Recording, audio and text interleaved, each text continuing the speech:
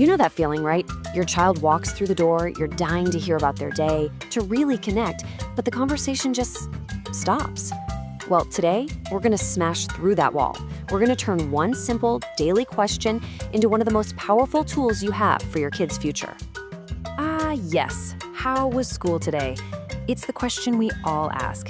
It's our code for I love you, I care, tell me everything. We say it with the absolute best intentions, hoping for a little peek into their world. But let's be honest, how often does it actually work? And there it is, the one-word answer, fine.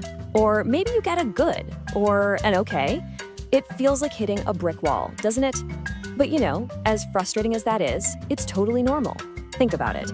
They're tired, they're hungry, and their day was a whirlwind. That big, vague question is just too much for their brain to grab onto. But what if we could change all that? What if, just by tweaking our questions a little, we could get way more than just a better answer? What if this daily chat could actually build a smarter, more resilient brain? Well, that's exactly what we're gonna do. See, this is about so much more than just having a nice chat after school. This little daily habit is actually a powerful workout for your child's developing brain. And it all boils down to one key idea that scientists and educators are really excited about.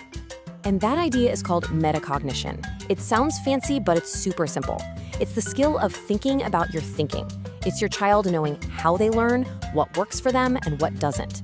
You can think of it as them becoming the CEO of their own brain.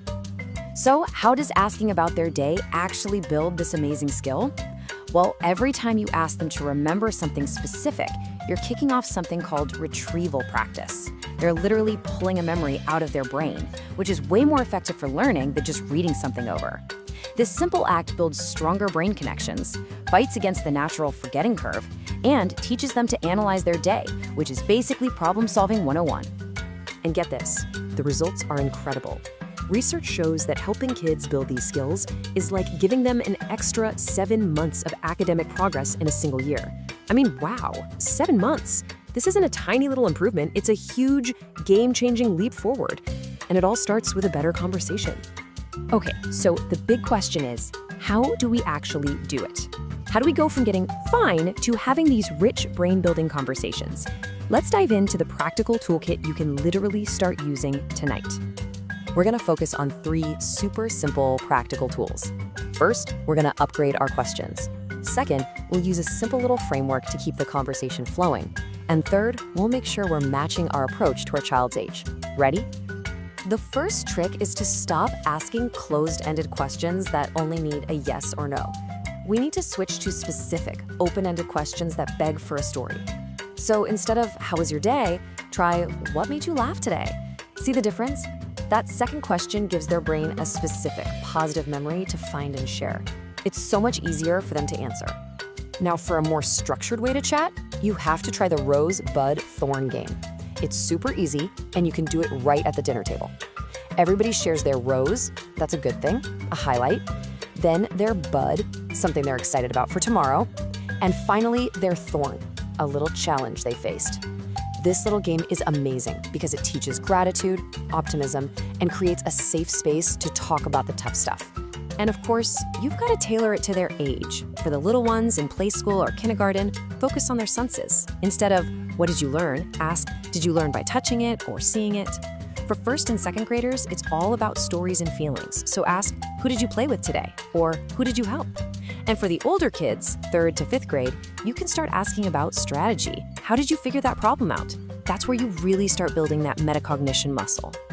Okay, so even with the best questions in the world, we can still run into some trouble. Let's be real and talk about the common traps we all fall into sometimes. All right, these are the top 3 conversation killers. First up, the ambush. That's when we jump on them with questions the second they walk in the door. They're exhausted, they need a minute. Second, the grill, firing off question after question without giving them space to breathe. And third, falling back into that old trap of using those dead-end yes or no questions. So, what's the fix? It's actually really simple. 1, let them decompress. Give them a snack, let them chill out for a bit. 2, and this is a big one, you go first. Model the behavior you want to see. Share your rose and thorn for the day. And 3, when they do start talking, just listen. Don't jump in to solve everything. Just be curious. Okay, let's just zoom out for a second. Because this little daily habit, it isn't just about having a better chat in the car. It's about laying the foundation for the incredible person your child is going to become. These tiny daily conversations build massive lifelong skills. When you help them talk through their thorn, you're building resilience, the ability to bounce back. When you ask about the trickiest part of their day, you're building a growth mindset, that core belief that they can get smarter through effort. And every time they reflect and share, you're boosting their self-efficacy, their inner voice that says, hey, I can figure things out. And this isn't some newfangled parenting trend. Thinkers like Aristotle knew this thousands of years ago, that self-awareness is the key to everything.